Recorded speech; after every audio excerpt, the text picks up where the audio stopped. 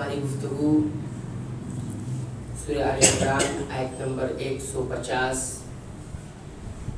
کی تفسیر سے متعلق جاری ہے۔ اس آیت کی ابتدا میں اللہ تعالیٰ فرماتے ہیں بل اللہ مولاکم، بلکہ اللہ ہی تمہارا دوست ہے۔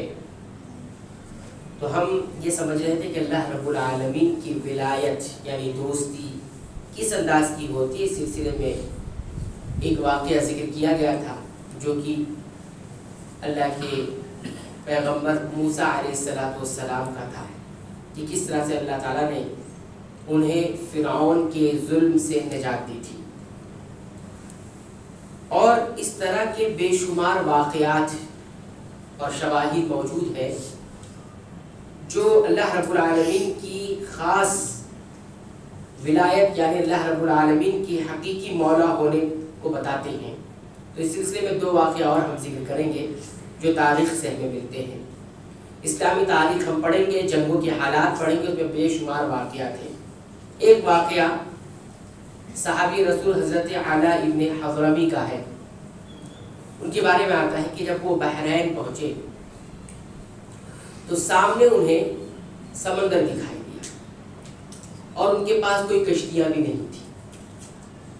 سامنے سمندر ہے اور کشتیاں بھی نہیں ہیں، تو جائیں کیسے؟ تو کہتے ہیں انہوں نے اللہ تعالیٰ سے دعا کی اور کہتے ہیں کہ انہوں نے پانی کو پار کیا اپنے قدموں پر چل کر انہوں نے سمندر جو ہے پار کیا۔ ساتھ میں ان کے سارے لشکر تھے، گھوڑے تھے اور جو بھی سواریاں استعمال ہوتی تھی جنگوں میں وہ تمام چیزیں، اونٹ بھی موجود تھے، سب کے سب پانی پر ایسے چل رہے تھے جیسے کہ صاف پتھر پر چل رہے ہوں۔ تو ہم دیکھتے ہیں کہ سمندر پہ انسان کی طاقت نہیں چل سکتی، لیکن جب انسان صرف اللہ کو اپنا مولا سمجھ لیتا ہے، صرف اللہ رب العالمین ہی کو اپنا حقیقی دوست سمجھ لیتا ہے، مان لیتا ہے، تسلیم کر لیتا ہے، تو اس طرح کی کرامات ظاہر ہوا کرتی ہے۔ یاد رکھیں ہم کرامات کے انکاری نہیں ہیں، کرامات اولیاء کی ہم اقرار کرتے ہیں، لیکن ہم اصل جو کرامت کے پیچھے طاقت ہوتی ہے اللہ رب العالمین کو سمجھتے ہیں۔ اسی طرح معجزہ جو انبیاء سے صادر ہوتا ہے خلاف عادت چیزیں، تو یہ معجزہ بھی اللہ رب العالمین کے حکم، اس کی اجازت اور اس کی قدرت سے ہوتا ہے۔ اس میں انبیاء کا بھی کوئی عمل دخل نہیں ہوتا ہے، یہ ہم مانتے ہیں۔ لیکن کرامتیں اولیاء بیان کر کے ہم کچھ اور بتائیں تو یہ جائز و درست نہیں ہوگا، یہ شرک کہلائے گا۔ تو ایک واقعہ تو ہم نے بتایا۔ اسی طرح ایک اور صحابی ہے سعد ابن ابی وقاص رضی اللہ تعالیٰ عنہ، ان کو فاتح مصر بھی کہا جاتا ہے غالباً۔ تو یہ بھی کئی ایک شہر فتح کرتے کرتے جب یہ دجلہ جو ایک ندی ہے، سمندر ہے، وہاں پہنچے تو سمندر تیزی سے بہ رہا ہے اور سمندر کا پانی جب بہنے لگتا ہے تو جھاگ نکلتے، تو بڑی قوت سے جب بہتا ہے تو جھاگ نکلتے۔ آپ نے دیکھا ہو سمندر میں جب لہریں اٹھتی ہیں اور پھر گرتی ہیں تو کتنا سفید سفید جھاگ بن جاتا ہے، ایسے سمندر بہ رہا تھا۔ اور جو دشمن تھا وہ پہلے ہی اسے پار کر، جو فارسی لوگ جو تھے وہ پہلے ہی سمندر کو پار کر کے کیا کیا، انہوں نے کشتیاں بھی وہاں پر جو ہے کشتیاں جو ہے انہوں نے توڑ ڈالی اور پل بھی توڑ دیا کہ یہ پار نہ کر پائے مسلمان۔ تو جب وہاں وہ پہنچے دیکھے کشتیاں بھی نہیں ہیں، انہوں نے کشتیاں پل توڑ کے سب کو ختم کر دیا ہے، کوئی بھی چیز باقی نہیں تھی جس سے وہ سمندر پار کر سکے۔ تو حضرت سعد نے سلمان فارسی رضی اللہ عنہ سے کہا کہ آپ بھی کچھ رائے دیجیے، اب کیا کریں، کشتیاں بھی نہیں ہیں، سمندر آگے، ہم پیچھے ہٹنے والے بھی نہیں ہیں، ہم کہیں جانے والے بھی نہیں ہیں، کیا کریں گے؟ اور آپ نے ایک طویل اپنی عمر کی ایک لمبی مدت جنگوں میں گزاری ہے، تو آپ کچھ رائے دے تو سمجھ میں آئے کچھ۔ تو انہوں نے اپنا واقعہ ذکر کیا کہ نبی کریم صلی اللہ علیہ وسلم کے دور میں بھی ایسے ہی ہوا تھا، ہم نے خندق کھودنے کے لیے کہا تھا، انہی کے مشورے سے غزوہ خندق، جس کا نام ہی اس پڑا خندق، چاروں طرف انہوں نے خدوا کیا تھا دشمنوں سے لڑنے کے لیے۔ بہرحال جب انہوں نے کہا کہ جب ان سے یہ مشورہ لیا گیا تو انہوں نے یہ کہا کہ میرے پاس تو کوئی تدبیر نظر نہیں آتی، لیکن میں ابھی لشکر والوں کو جا کے دیکھوں گا تو پھر مجھے سمجھ میں آئے گا، میں پھر کوئی رائے دوں گا۔ تو وہ گئے مسلمانوں کے لشکر کے پاس. تو انہوں نے جب جا کے وہاں دیکھا تو کیا دیکھتے ہیں کہ اگر مجھے وہ چیز نظر آئی جو واقعی میں مدد کے لائق ہو سکتی ہے تب تو میں کوئی رائے دوں گا کہ یہ واقعی مدد کے لائق ہے کہ نہیں, اللہ کی مدد ملے گی کہ نہیں. ٹھیک ہے.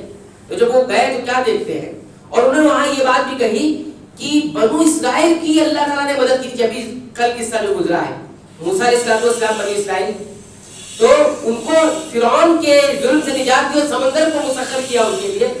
ہاں, سمندر نے پانی راستہ دے دیا.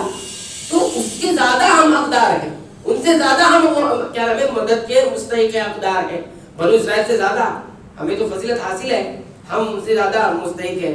لیکن میں دیکھوں گا کہ کوئی چیز ہے کہ نہیں لشکر میں جس سے مدد ملے. تو وہ کہتے ہیں تاریخ میں آتا ہے کہ انہوں نے جا کر دیکھا تو کیا دیکھتے ہیں کہ لوگ جو ہے دن میں گھڑ سواری کر رہے ہیں یہ, اور کیا نام ہے راتوں کو اٹھ کر نماز پڑھ رہے ہیں.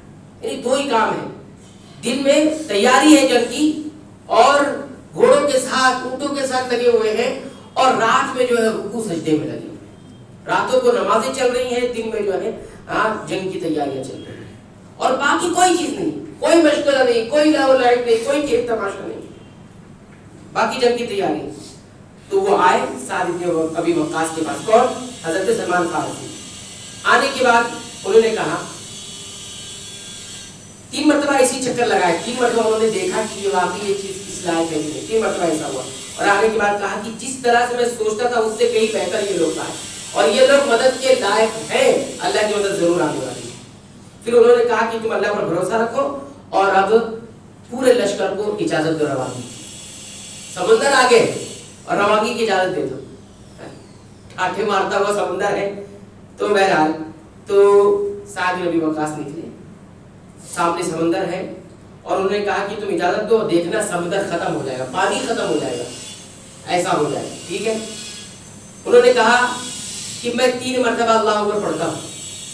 ٹھیک ہے.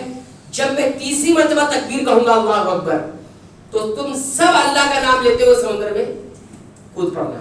سارے لشکر کو کیا ہوا, سارا لشکر جیسے ہی سعد بن ابی وقاص کی زبان سے تیسری تکبیر اللہ اکبر کی ادا ہوئی, سارے لوگ جو ہے اللہ کا نام لیتے ہوئے سمندر میں کود پڑے. تمام عیب سے اللہ رب العالمین کی ذات پاک ہے. کہتے ہیں تاریخ لکھنے والوں نے سب کے سب اپنے گھوڑوں سمیت, اپنے اونٹوں سمیت, اپنی سواریوں سمیت پار ہوتے چلے گئے. تاریخ لکھنے والوں نے یہاں تک لکھا ہے کہ جب گھوڑے اور سواریاں تھک جاتی تو اللہ رب العالمین ان کے لیے چٹانیں بنا دیتا, اس پر وہ کھڑے ہو کر جو ہے آرام کرتے. سمندر بڑا تھا, اور جب تھک جاتا تو سمندر میں یہ سب چیزیں چل رہی. تو یہاں بتانا مقصود یہ ہے. پھر تاریخ لکھنے والوں نے یہ بھی لکھا کہ کبھی بھی کوئی چیز کافروں کو دکھانے کے لیے نہ کریں, کافر ہم سے خوش ہو جائیں گے. کافروں کو دکھانے کے لیے کافر ہم سے خوش ہو جائیں گے. ہندوستان کے معاشرے میں تو یہ بات چل رہی ہے, کافروں کو خوش کرنے کے لیے, ان کے اس سے خوف سے بچنے کے لیے یہ ساری چیزیں کی جا رہی ہے. عقیدہ تک بیچ دیا جا رہا ہے, عقیدے تک کا داؤ لگا دیا جا رہا ہے. ارے کہیں مسئلہ ہے تو کوئی چیز ہو گئی ٹھیک ہے, لیکن انسان عقیدے کو ہی بیچ دے, عقیدے کو ہی داؤ پہ لگا دے, مشرکانہ عمل کرنا شروع کر دے, مشرکانہ حرکت شروع کر دے. تو بہرحال دشمن کی مدد کے لیے اس کو دکھا کر کوئی چیز ان کی بات مان لی جائے, ان کے خوف سے ان کی کوئی بات مان لی جائے, تو یہ عقیدہ توحید کے مدافع چیزیں ہیں. یہاں دیکھو کس طرح سے اللہ پر توکل اور بھروسہ.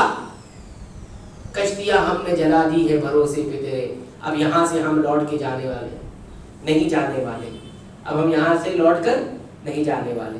تو کشتیاں بھی جلا دی. ایسے بھی واقعات ہے کہ کشتیاں جلا دی, کشتیاں نہیں ہیں تو پیچھے کہاں جائیں گے, اب اللہ کی راہ میں. تو کہنے کا مقصود یہ ہے کہ بَلِلَّهُ مَوْلَاكُمْ, یہ بات کب آئی ہے, یہ بات آئی ہے کافروں کی بات نہ مانی جائے, اللہ ہی تمہارا دوست ہے. تو تمہارا ولی, تمہارا دوست اللہ ہی ہے. ان سے کہیں زیادہ وہ تم سے پیار کرتا ہے, تم سے محبت کرتا ہے. لیکن وہ گڑ پیدا کرے, وہ صفت پیدا کرے اپنے اندر کہ ہم مدد کے مستحق قرار پائیں. تو صحابہ کرام کی طرح بننا پڑے گا, تب اللہ کی مدد آئے گی. ہم سب کچھ کریں اور سوچیں اللہ کی مدد آئے, تو تاریخ تو اس بات کی ثبوت نہیں پیش کرتی کہ ہمیں کچھ مل جائے گا. نہیں, تاریخ تو یہ بتاتی کہ نہیں. حضرت عمر رضی اللہ عنہ نے بھی یہی کہا تھا, جب بھی وہ نصیحت کرتے بولتے دیکھو آپ کو جو دشمنوں پر غلبہ ملتا ہے، فتح نصیب ہوتی نا، تو یاد رکھیے یہ تمہاری نہ تعداد کی وجہ سے ہے، نہ تمہارے لاؤ لشکر کی وجہ سے ہے، یہ اس وجہ سے ہے کہ تم اللہ کی فرما برداری کرتے ہو، اس وجہ سے تمہیں غلبہ ملتا ہے، اور دشمن اللہ کا نافرمان، اس وجہ سے وہ ختم ہو جاتا ہے۔ یہ ہے چیز مدد کی۔ تو آج یہ چیز مفقود ہے، اس وجہ سے اللہ کی مدد نہیں آتی۔ اب ہم خانہ کعبہ کا غلاف پکڑ کر، پردے پکڑ کر بھی رو رو کر دعائیں کریں تو بات بننے والی نہیں ہے۔ ہم اپنے رزق پر دھیان دیں، اپنی روزی پر دھیان دیں، ہم اپنے کردار پر دھیان دیں، اس پر دھیان دینے کی ضرورت ہے۔ حلال حرام کی تمیز نہیں ہے، حقوق اللہ کا خیال نہیں ہے، حقوق العباد کا خیال نہیں ہے، اور پھر شکوہ ہے کہ مدد نہیں آتی، مدد نہیں آتی۔ تو یہ بلی اللہ مولاکم کی جو جھلکیاں تھی میں بتا رہا تھا، یہ 3 واقعات جو مسترد روایت میں ثابت ہے وہ میں آپ کو، ویسے تو قرآن حکیم پڑھا ہے کس طرح سے انبیاء کے ساتھ بدلا ہے، کس طرح سے انبیاء کے متبعین کے ساتھ۔ تو یہ چند باتیں تھیں اس آیت کے تعلق سے۔ اللہ تعالیٰ سے دعا ہے کہ رب العالمین تو ہمیں خالص عقیدہ توحید اپنانے کی توفیق عنایت فرما، اور وہ تمام صفات اپنے اندر لانے کی توفیق عنایت فرما جس کی وجہ سے ہم اللہ تیری مدد اور تیری ولایت کے مستحق بن جائے۔ آمین تقبل یا رب العالمین۔